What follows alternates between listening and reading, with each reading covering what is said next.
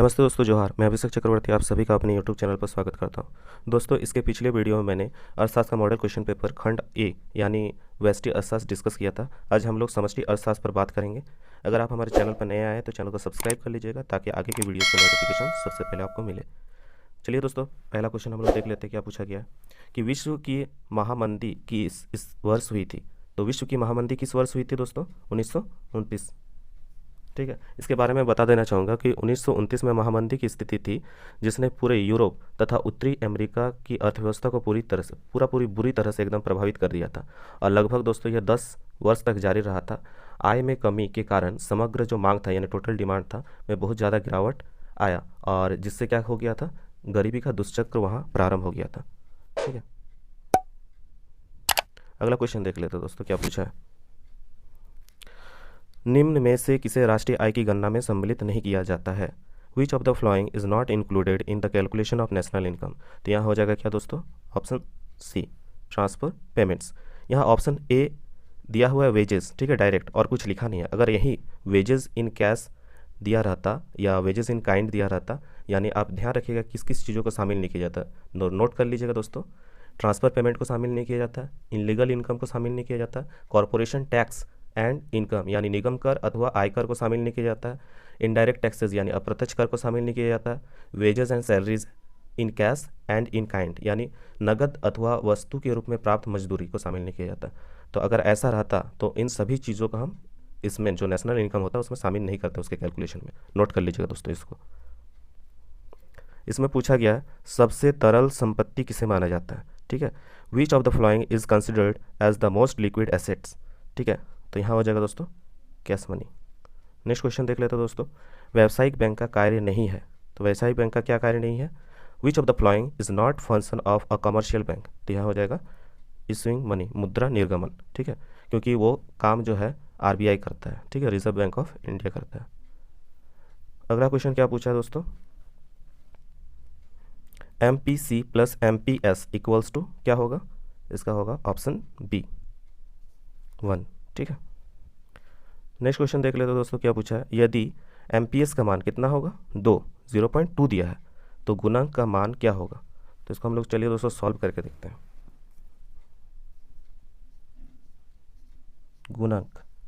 गुणक का हम लोग क्या कहते हैं? के, और के का फॉर्मूला आप सभी को मालूम होगा क्या होता है? 1 माइनस MPC यानी सीमांत उपभोग प्रवृत्ति। ठीक है, जब इसको सॉल्व करते हैं तो क्या होगा? 1, 0.2, इसको जब हम माइनस करेंगे तो कितना आ जाएगा? 0.8। इधर देखते हैं 1 बाय, अगर नीचे का डेसिमल को अगर हटाते हैं तो ऊपर 10 हो जाएगा, यानी 10/8। जब इसको एक दूसरा से डिवाइड देते हैं तो इसका आंसर आ जाएगा 1.25। ठीक है, के का फॉर्मूला होता है 1/1 माइनस MPC। तो जब आप इसको इस तरीक़ा से कैलकुलेट करते हो तो इसका आंसर दोस्तों आ जाएगा 1.25, 1.25। ठीक है, यानी इस तरह से इसका आंसर हो जाएगा दोस्तों 1.25। ठीक है, option C is the correct answer. Next question देख लेते हैं दोस्तों। अगला क्या बोला है? सरकार के पूंजीगत आय के स्रोत। तो सरकार के पूंजीगत आय के स्रोत क्या होगा दोस्तों? विच of the flowing is the source of capital receipt of a government. ठीक है, इसका हो जाएगा टैक्स। ठीक है, कर। अगला क्वेश्चन देख लेते हैं, बहुत ही इंपॉर्टेंट क्वेश्चन है दोस्तों। भारत में वित्तीय वर्ष की अवधि क्या होती है? What is the period of financial year in India. ठीक है, तो नोट कर लीजिएगा दोस्तों इसका क्या होता है? 1 April to 31 March. Option B is the correct answer. Next question देखते हैं दोस्तों क्या पूछा गया है। व्यापार संतुलन ज्ञात करने का सूत्र होता है। What is the formula of calculating trade balance. ठीक है, तो ट्रेड बैलेंस का कैलकुलेशन करने का फॉर्मूला क्या होता है? एक्सपोर्ट माइनस इंपोर्ट, निर्यात माइनस आयात। ठीक है, निर्यात माइनस आयात होता है ट्रेड बैलेंस को कैलकुलेशन करने का फॉर्मूला। अगला क्वेश्चन देख लेते हैं दोस्तों। एक देश के व्यापार संतुलन के चालू खाता में क्या सम्मिलित नहीं किया जाता है? तो इसका आंसर हो जाएगा विदेशी ऋण, फॉरेन डेप्ट। ठीक है, नेक्स्ट क्वेश्चन देख लेते हैं। ये भी इंपॉर्टेंट क्वेश्चन है दोस्तों। The general theory of employment, interest and money नामक पुस्तक के लेखक कौन है? ठीक है, तो इनका नाम था क्या? यहाँ पे शॉर्ट में दिया है जे एम किन्स दिया, लेकिन इसका आप फुल फॉर्म जान लीजिएगा इनका नाम का। जॉन मेनार्ड किन्स है। इनका नाम क्या है? John Maynard Keynes. और ये जो आप बुक देख रहे हो the general theory of employment, ठीक है, इनका नाम जॉन मेनार्ड किन्स है। और ये जो जनरल थ्योरी ऑफ एम्प्लॉयमेंट आप बुक देख रहे हो, ये कब पब्लिश हुआ था दोस्तों?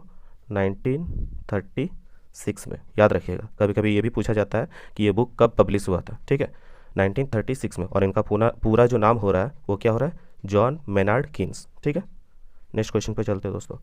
अगर सेशन पसंद आ रहा है दोस्तों तो बिल्कुल लाइक कीजिएगा ताकि हमें भी उससे मोटिवेशन मिल पाए। अगला क्वेश्चन देख लेते हैं, क्या पूछा गया है कि निम्न में से कौन राष्ट्रीय आय की गणना की विधि नहीं है? Which of the following is not method of calculation of national income?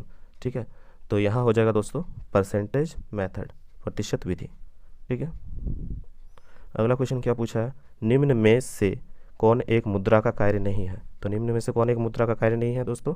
यहाँ हो जाएगा कीमत स्थिरता, प्राइस स्टेबिलिटी। ठीक है, मुद्रा, भारत में मुद्रा निर्गमन का कार्य कौन करता है? तो भारत में मुद्रा निर्गमन का कार्य कौन करता है दोस्तों? Reserve Bank of India, RBI. ठीक है, option C is the correct answer. राजकोषीय नीति के अंग होते हैं, राजकोषीय नीति के अंग होते हैं विच of the flowing is the part of physical policy? तो इसका आंसर क्या हो जाएगा दोस्तों? इसका आंसर हो जाएगा tax policy, option A is the correct answer. ठीक है, नेक्स्ट क्वेश्चन देख लेते हैं दोस्तों। अर्थव्यवस्था का पारिवारिक क्षेत्रक डैश से संबंधित होता है?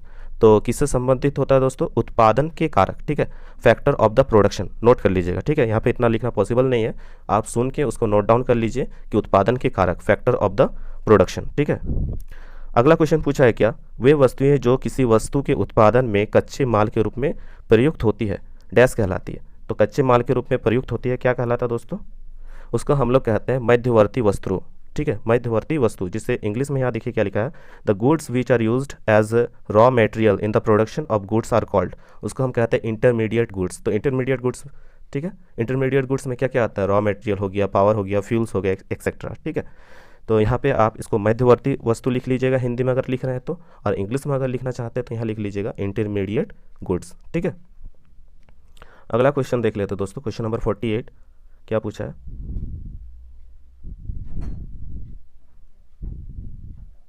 क्वेश्चन नंबर 48 पूछा है net export is the dash function of domestic income. ठीक है, तो dash function of domestic income क्या हो जाएगा दोस्तों? इसका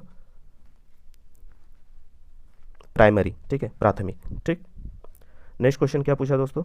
मुद्रा प्रसार पर नियंत्रण का कार्य करता है, कौन करता है? डैश दिया हुआ है, तो कौन करता है आपको मालूम होगा? केंद्रीय बैंक, सेंट्रल बैंक करता है दोस्तों। ठीक है, लिख लीजिएगा। लास्ट क्वेश्चन दोस्तों देख लेते हैं, क्या लिखा है? सरकार को घाटे का बजट कहा जाता है जब सरकार की आय उसकी डैश से कम होती है। The government budget is said to be budget deficit when its income is less than dash. तो इसका अगर हिंदी में देखेंगे तो इसका आंसर हो जाएगा क्या? खर्च। ठीक है, और इंग्लिश में खर्च को क्या कहते हैं? Expenditure, EXPENDITURE।